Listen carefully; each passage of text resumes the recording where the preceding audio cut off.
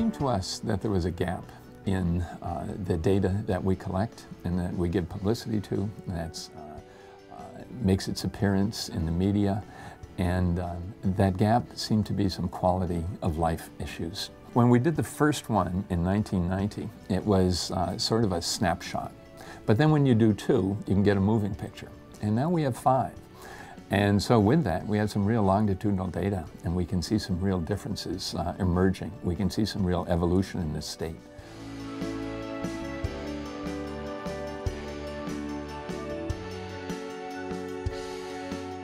I think one of the challenges that we don't talk about in education for Vermonters is that we're the second whitest state in the nation.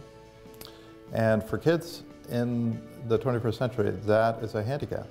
And we have these incredible resources. As I said before, we have these colleges, we have a great educational system, and we're just educating our kids for the most part to leave. They're getting kids who cannot write well, and it's affecting all of their learning.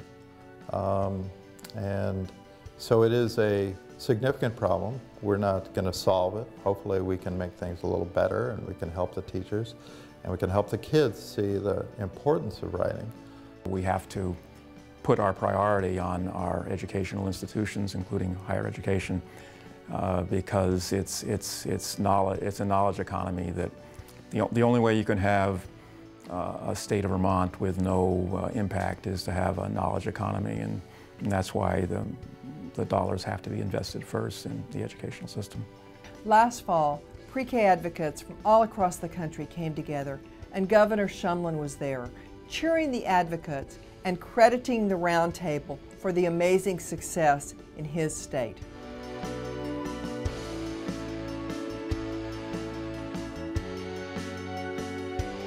The Roundtable accepted early on the challenge we face in global climate change. And what I thought the Infrastructure Working Group was able to accomplish for the Roundtable was to bring together a broad group of interests, from Vermont Yankee to the efficiency utility to the distribution utilities, and bring them together and develop a policy that made sense for all. Another important part of the Vermont Business Roundtable is the diversity of the memberships, and it really is diverse, and that's why people reach out to the Vermont Business Roundtable for analyses of various projects. I know on the energy side this was so important, and you have those CEOs sitting at the table that can engage in that debate with the other members, but yet get the viewpoint from the user, which is extremely important. We formed a strong, broad-based coalition, and we were able to form a united, pragmatic agenda to bring to legislators and to the governor. This singular contribution of the Business Roundtable is that it's a way that enables our CEOs to engage with what's going on in the state, when for the most part they don't have the time to do it because they're running very small businesses.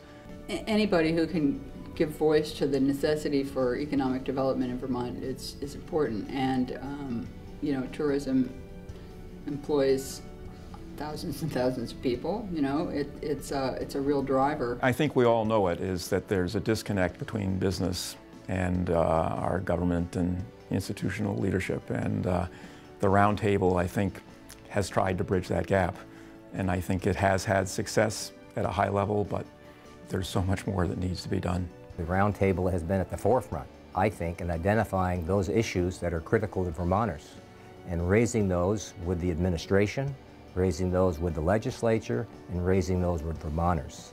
As a result of the work of the Roundtable, children in Vermont have many more advocates in the legislature. And it's a cool idea to think about, well, what if we weren't there? What if the Roundtable had not supported this idea and said that there's possibilities in this idea? We wouldn't have reached those kids. What would have happened? Would that writing have been created? There are other organizations in the state that attempt to address everything that affects business and affects society in the legislature. The Roundtable didn't do that.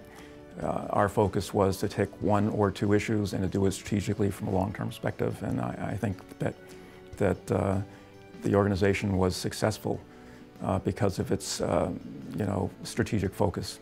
The organization just continues to be relevant. It changes. Organizations have to change or die. The most important thing that the Vermont Business Roundtable provides is a forum for CEOs to debate issues and come out of that with a consensus that I think is one of the hallmarks, I believe, of what we've been able to achieve here. Public officials listen when the roundtable speaks. Business leaders are powerful communicators and thinkers. They focus on goals. They know how to measure outcomes, and they want effective and accountable programs.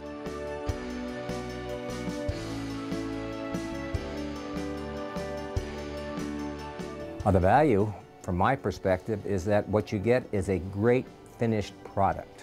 I'm really proud to have been able to be a member. It's really meant a lot to me over the years, and I've developed some great friendships. So if the Roundtable is looking for things to look at in the future, to consider in the future, it's to look for all of those different gaps and see what all of us can do and how can we institutionally help to bridge those gaps. For a state that we love so much, I think we need to focus on developing an economy that makes people want to come here again. We did it in the 60s. We're not doing it now. That's the focus I would recommend to the Roundtable for the next 25 years.